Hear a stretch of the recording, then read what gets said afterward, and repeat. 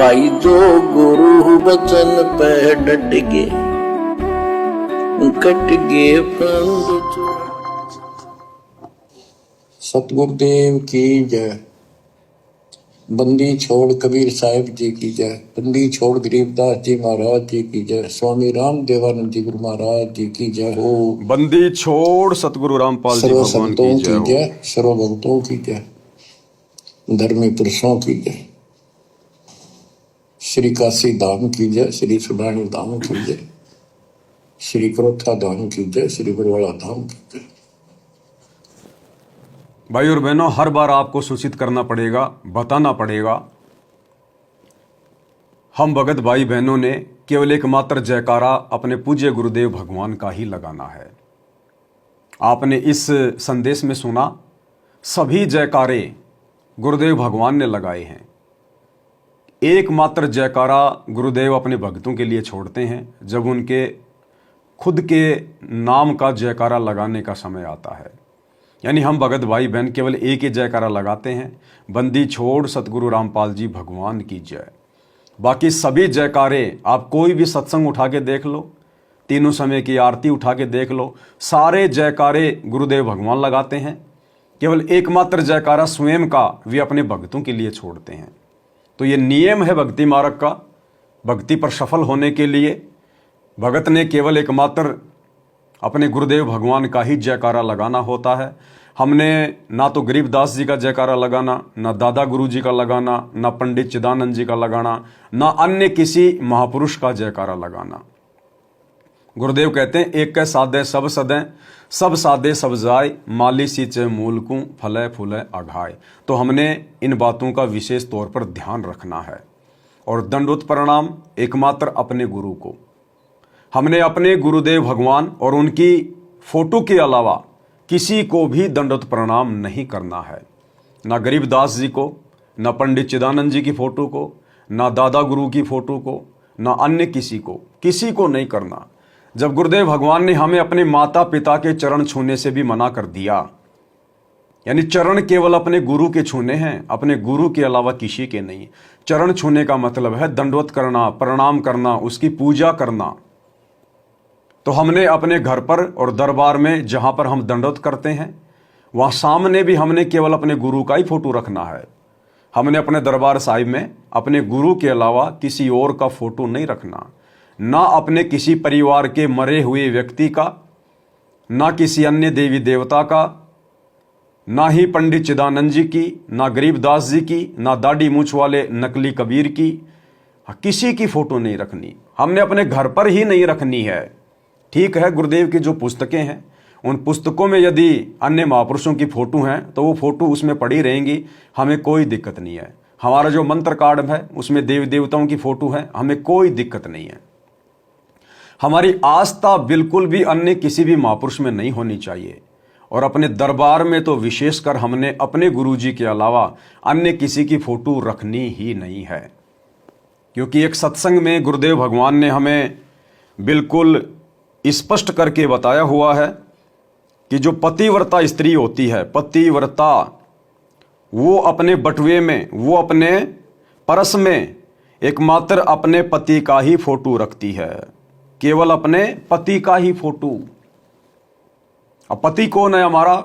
कबीर परमात्मा। कबीर परमात्मा कौन है? सतगुरु रामपाल जी भगवान। तो गुरुदेव ने क्या कहा कि जो पतिव्रता स्त्री होती है वो अपने पर्स में केवल अपने पति का ही फोटो रखती है। तो हमारा पर्स क्या है? हमारा दरबार, हमारा हृदय, हमारा लॉकेट, हमारा घर।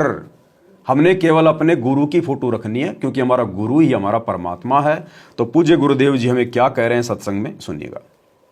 रही बात फोटो रखने की, जैसे आप एक पति भर्ता स्त्री होती है, वो अपने पर्स में केवल अपने पति का ही फोटो रख सकती है, दूसरे का नहीं। बाकी अनादरणीय नहीं है, अन्य भी है, सबको प्रणाम करें। अगर कहीं फोटो लगे हैं तो दूसरी बात हो, फोटो दूसरी बात है। लेकिन जहां पूजा स्थल हो वहां पर आप अपने मालिक के अतिरिक्त अगर किसी का फोटो रखते हो तो आपके हृदय में पतिव्रता तो नहीं है, वो नहीं है आपके अंदर तो वो पतिव्रतापन नहीं होने से भगवान रुष्ट होगा। तो इसलिए हमने अपने पूजा स्थल पर केवल अपने ही उस पति का यानी कबीर जी का, परमेश्वर का, मालिक का फोटो ही रखना है। बाकी रही बात के तो स्पष्ट कर दिया है जो गुरुदेव सच्चे भगवान जुड़ते ने। हैं, बिल्कुल हृदय से पुकार करती है, उनको तुरंत लाभ मिलेगा, आज ही मिलेगा। और कुछ इसी हैं बेचारी डुप्लीकेट सी, हाँ भी ना। तो गुरुदेव भगवान ने बिल्कुल स्पष्ट कर दिया है कि जो पतिव्रता औरत होगी, जो पतिव्रता स्त्री होगी, वो अपने दरबार में केवल अपने पति का ही फोटो रखेगी। अब गुरुदेव भगवान स्वयं को तो कबीर परमात्मा कह नहीं सकते, उनकी मजबूरी है। इसलिए गुरुदेव ने स्पष्ट कर दिया कि केवल अपने एक मालिक का, केवल कबीर भगवान का। अब वो मालिक कौन है हमारा, कबीर भगवान कौन है हमारा, अब ये तो आप और हमने विचार करना पड़ेगा।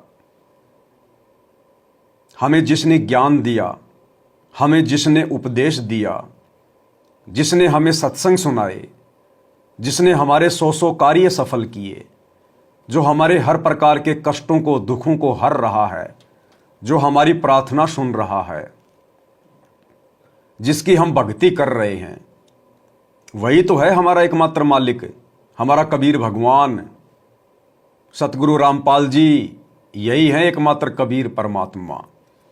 तो जो पतिव्रता आत्मा होगी, और पतिव्रता आत्मा ही परमेश्वर को प्राप्त कर सकती है, मोक्ष प्राप्त कर सकती है। इसलिए हमने यदि इसी जन्म में, कलयुग की बिचली पीढ़ी में सतगुरुदेव भगवान के रहते सहते पूर्ण मोक्ष प्राप्त करना है, तो हमने अपने घर पर, अपने दरबार में, अपने लोकेट में केवल अपने गुरुदेव का ही फोटो रखना है। अन्य जितने भी फोटो हैं, आप उन सबको घर से बाहर निकाल दीजिएगा। गुरु गोविंद की फोटो जो नाम दीक्षा के समय दी जाती है, उसको हटा दीजिएगा, जिसमें दाढ़ी मूछ वाले नकली कबीर की फोटो ऊपर है और गुरु जी की फोटो नीचे है, उसको हटा दीजिएगा। उस फोटो को घी लगाकर शवा कर दीजिएगा।